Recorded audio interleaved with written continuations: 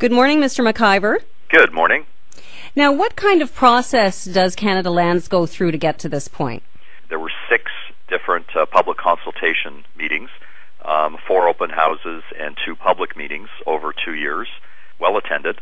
We try and see what everybody's concerns are and build it into a kind of a consensus, which is what we did on this property, and then take it to City Council. So that process ended last summer on this first property, the 60-acre property, and was approved by City Council in July of 2006. Interestingly enough, this special interest group that wants a moratorium on development didn't seem to know about the public planning process. There was never, during this public planning process, any question of no development on the property throughout these 6 meetings, which, by the way, were fairly well attended. So you're surprised by what's happening now? Oh, absolutely. We're very surprised because we didn't hear about this through the public planning process. It's coming not at the 11th hour, but at the 12th hour, and it was approved without us being aware that there was a group that would be formed later and would come forward saying, "Well, that's fine. You got the approval and you went through the public planning process, but now we want you to stop." Was it at all proposed that it be left as green space? No. What they were concerned about in the meetings was access to different traffic routes, like how the roads were going to come into the property. So the city identified that the Upton Farm site was an area that they wanted to see developed. And I think if you look at the city documents, basically this was because Charlottetown didn't want to promote sprawl like a lot of other cities have suffered from, but to have a little bit more of urbanization happening in the urban core, so that folks wouldn't be using their car as much, and that's sort of the genesis of how this came to be a residential development. Is it your mandate to make money here or develop these kinds of properties? Yeah, we buy properties from the federal government. So some people have a hard time understanding that Canada Lands isn't part of the federal government. It's a crown corporation, but a commercial enterprise that belongs indirectly to the federal government. But we actually pay the federal government when we buy properties that are no longer required by them. So we pay them market value, and then we work with cities in reintegrating these properties into the community.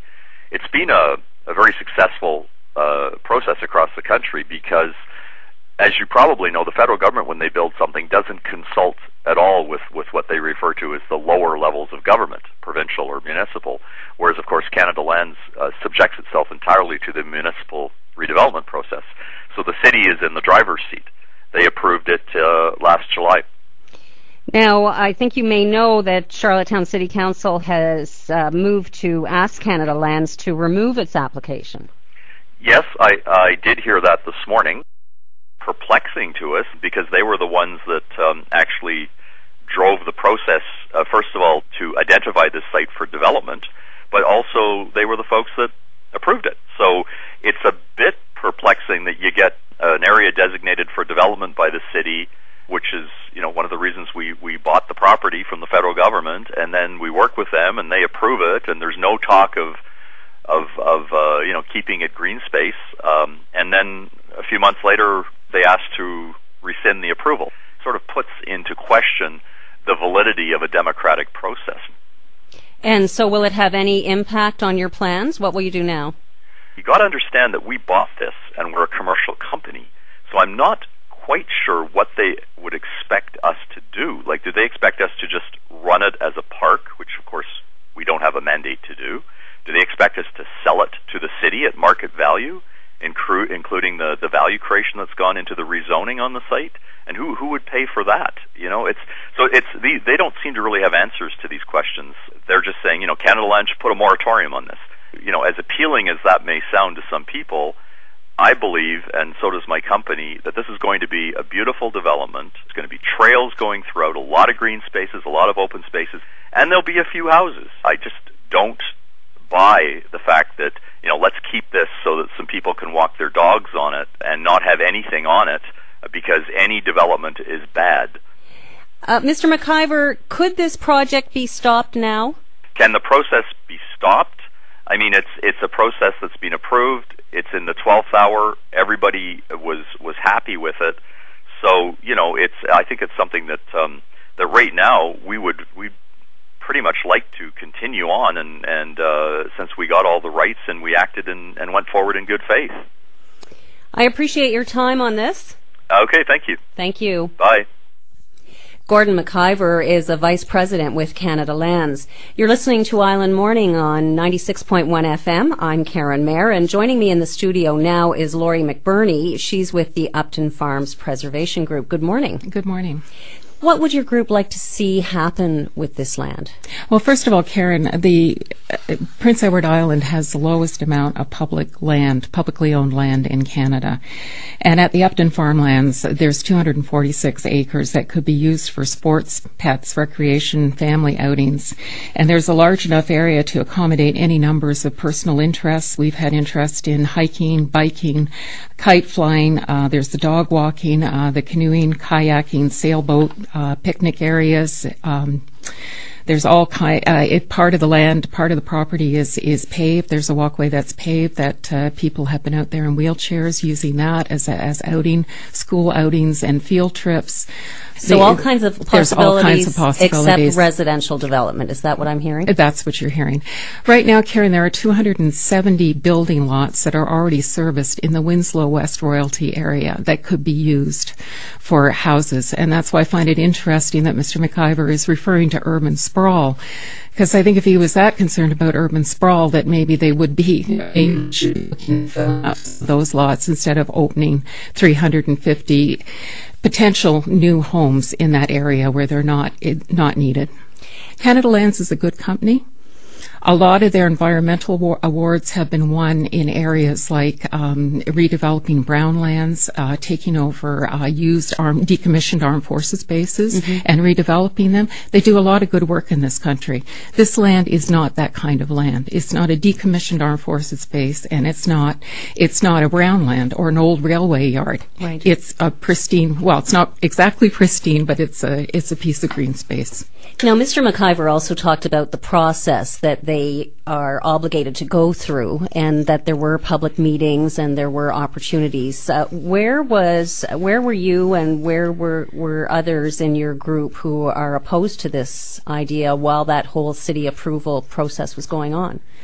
Well, I can think of a couple of things. The first meetings were called visioning exercises, which I don't think raises a lot of public interest or knowledge. Other meetings were held two meetings were held in July of 2003, one just a week apart.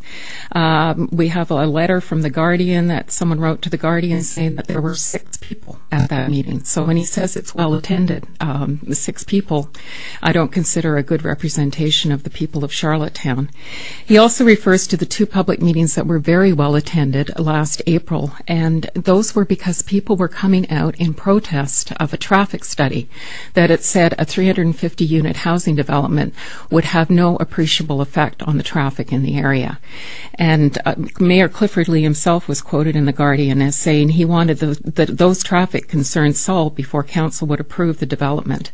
When we heard the results of that traffic study, that is what ultimately led to the development of the Upton Farms Preservation Network.